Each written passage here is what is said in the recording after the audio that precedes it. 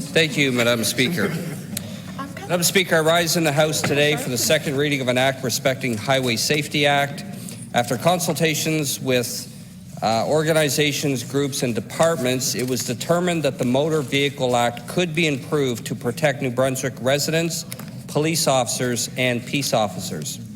To that end, a number of changes are being brought forward. Currently, there are no laws related to excessive speeding in New Brunswick. Significant penalties are needed to address driving that can easily end lives.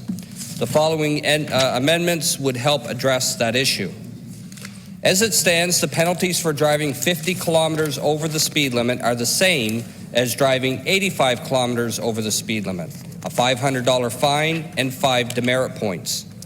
The amendments will make two categories: 50 to 80 kilometers over the speed limit and more than 80 kilometers over the speed limit.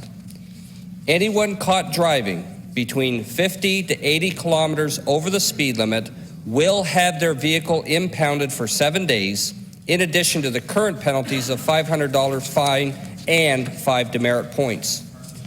Anyone caught driving 80 kilometers over the speed limit will have their vehicle impounded for 30 days, be fined $1,000, and lose 6 points off their license. The next amendment is about turning a practice into law. Individuals who have let their license expire for 5 years or more or is otherwise invalid must take the written road test. The written and road test. The department proposes raising the threshold of $1,000 for requiring a police report for a motor vehicle accident.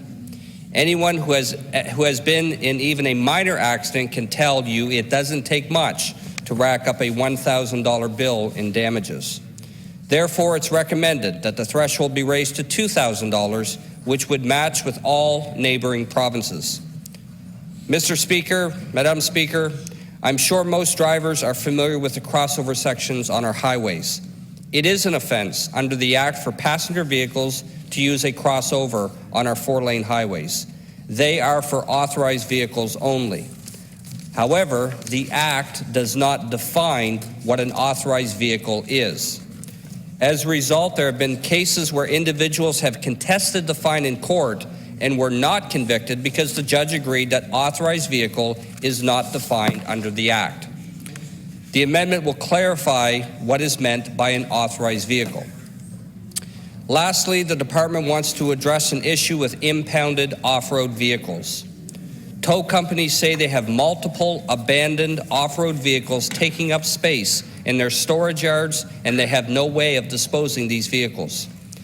If the registered owner cannot be contacted or no one notifies the registrar within 7 days that they own the vehicle and the market value does not exceed $1,000, the registrar may dispose of the vehicle as they see fit.